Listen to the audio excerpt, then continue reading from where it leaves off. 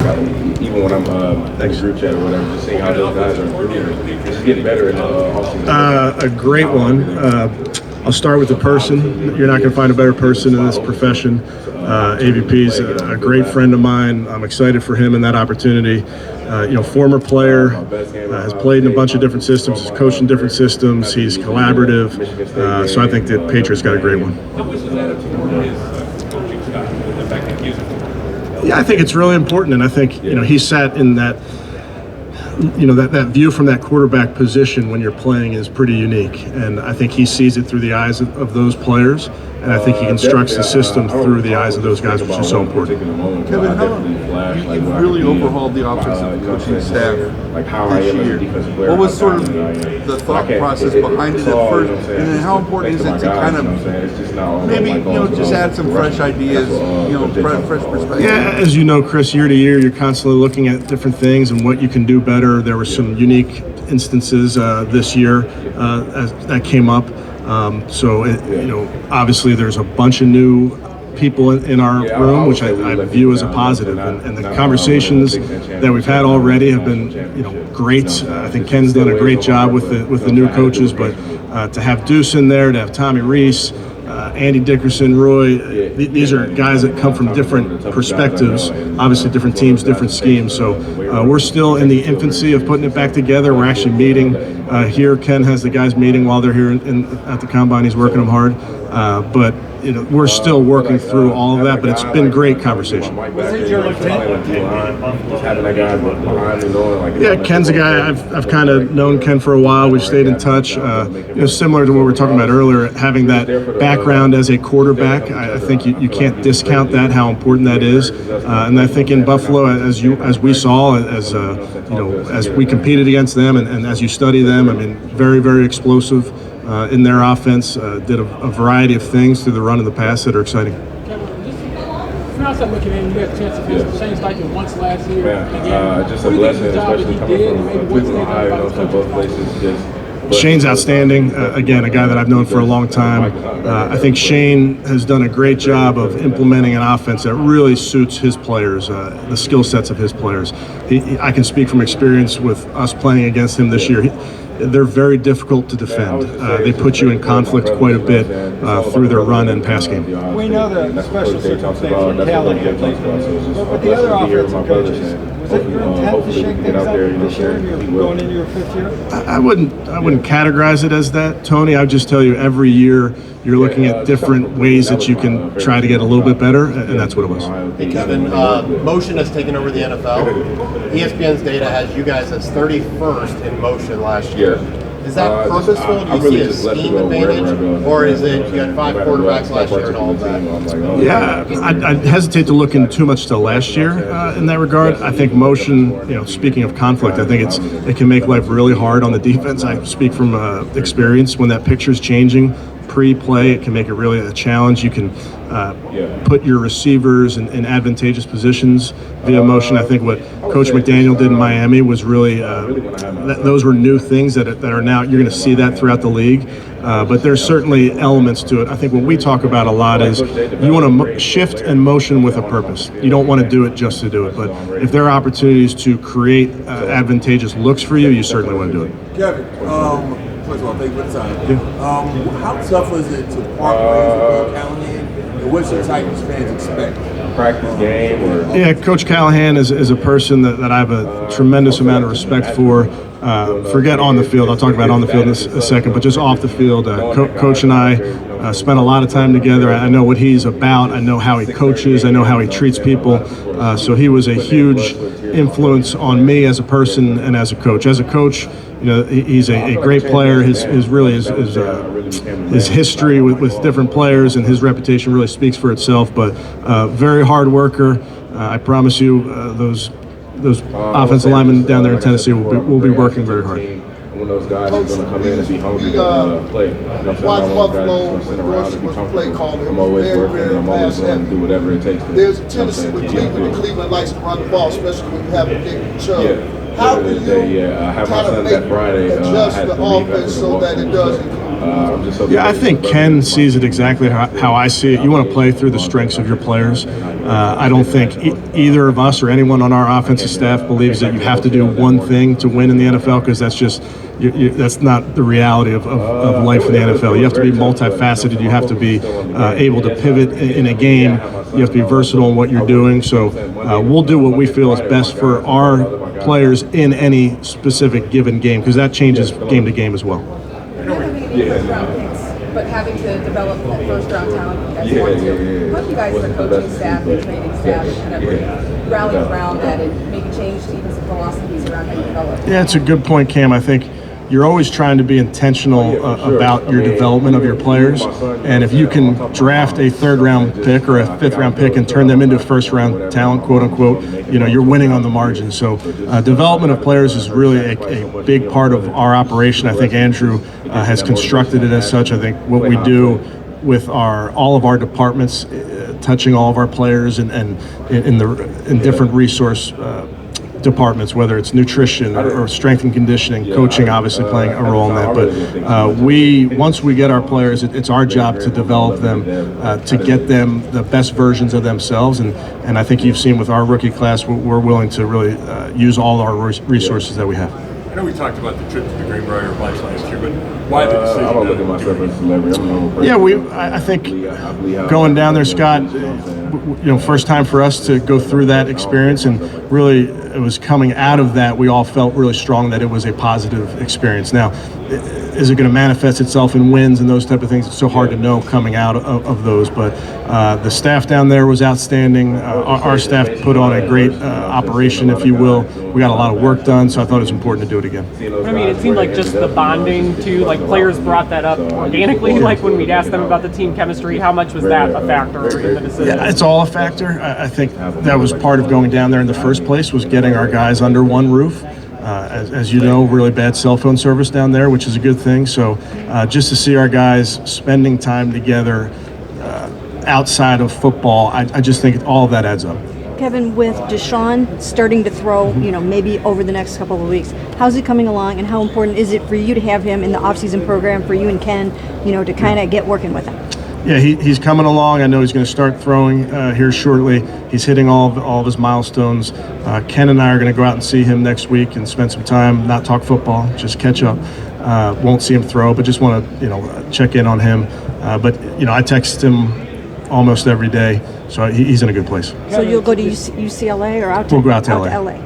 It's been 6 weeks since the wild card game. And after you and Schwartz reviewed everything, is there a better answer than it just wasn't our day defensively in Houston? It's a good question, Tony. It's something that we're spending time on. Obviously that was not our best effort as a team.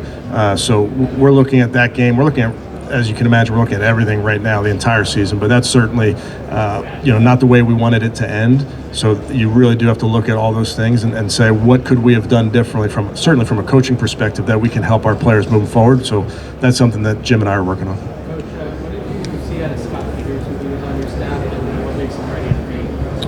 Yeah, Scott did a great job we were talking about Coach Callahan earlier. Scott's played in this league. He's a technician through and through. I think he's somebody that works really hard. I think the players are going to understand, especially in their individual drills, to watch Scott work, watch him instruct in some of those techniques. He's really doing a great job.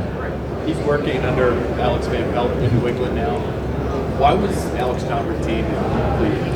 Yeah, I kind of talked a little bit earlier about AVP. Somebody I love as a person, as a coach.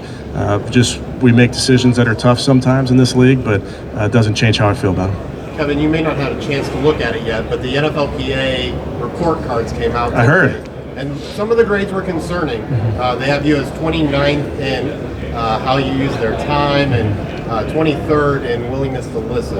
As you guys look at those report cards, what do you guys do with that information? I think every year you have to be open to everything information-wise to get better. I know in there talking about the weight room was one thing. I'm happy to tell you guys we're building a new weight room. So we know that that's an area that we want to get better. I take input from our players. I feel really strongly about our leaders, our leadership committee. My office downstairs, the door is always open. Even if it's closed, it's open. So I welcome input, and that will never change. Did you heard any of those complaints, those issues last year? No. like from guys? No, but again, it's I don't know all the details of the report card, but I know that I feel really comfortable that guys can come to me with any of their concerns. Kevin, as you're here this week meeting with prospects and you're talking to them, how much is body language something that you evaluate in some of those meetings, or even just watching more of them or going to the meetings? Yeah, it's interesting. You know, we have a BBL fine in the quarterback room, a bad body language fine. So we coach it. We never want to see a player on the field going like this. There's a palms up fine. So certainly how you carry yourself specifically at that quarterback position is important. And I think, as you know, and there's experts at this more so than I, but everything you're doing, you're saying something even when you're not saying it verbally. So we certainly coach our players up on it. And then with these type of environments, I mean, it's hard. The speed dating of this all is strange for these guys as they come in and you have 20 minutes to make an impression.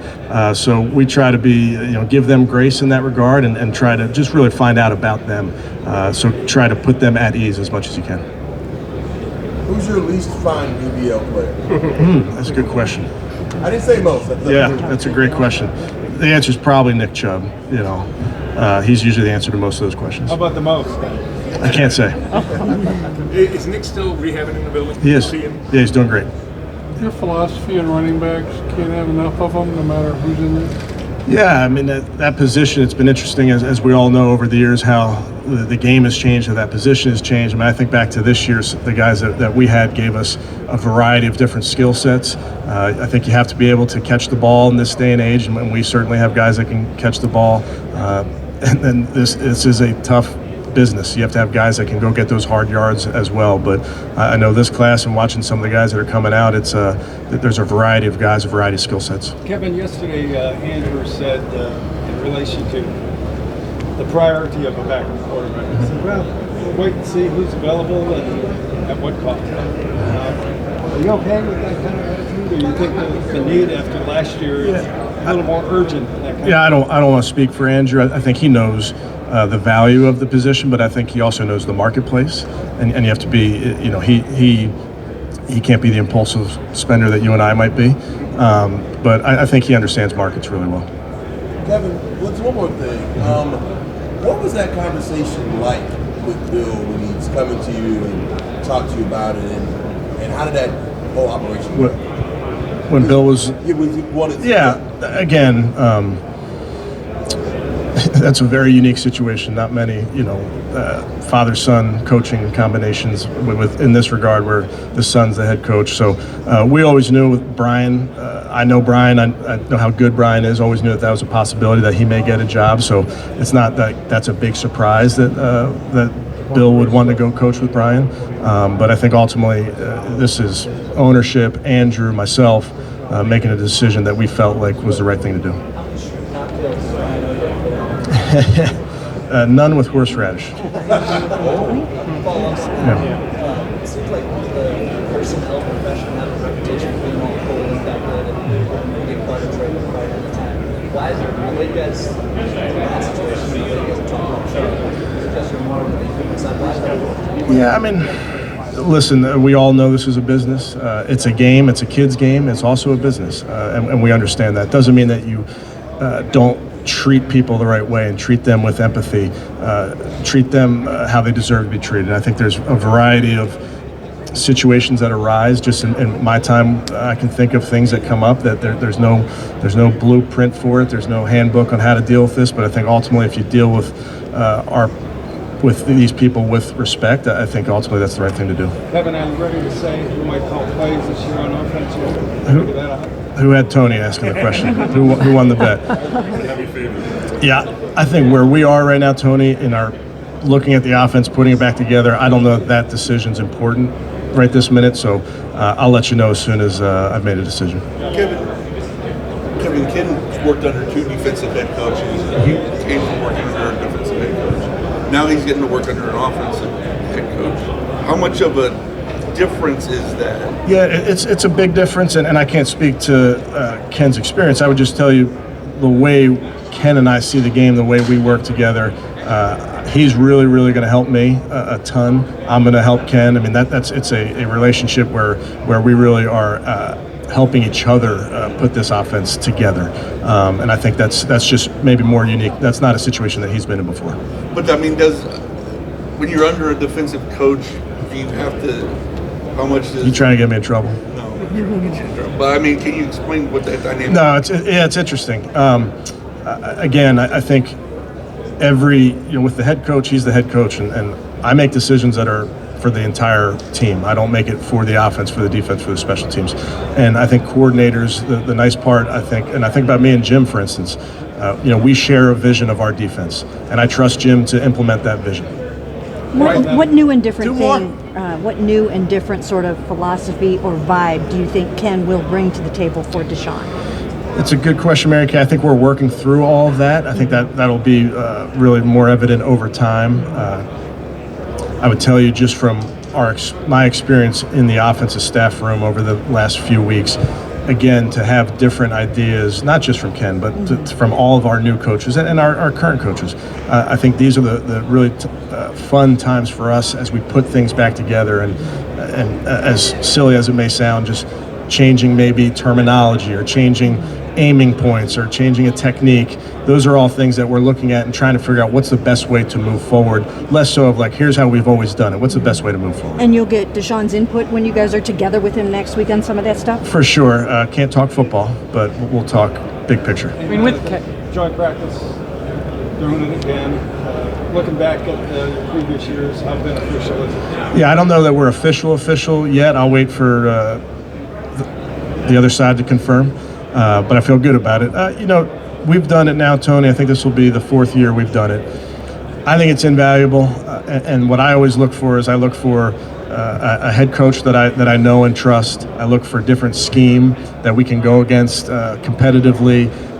And then organizationally, you want there to be some tie-in where you feel like you can work together. So I think we have that, and hopefully we'll be able to announce it official soon. Good. All right. Yeah. Thank you, guys.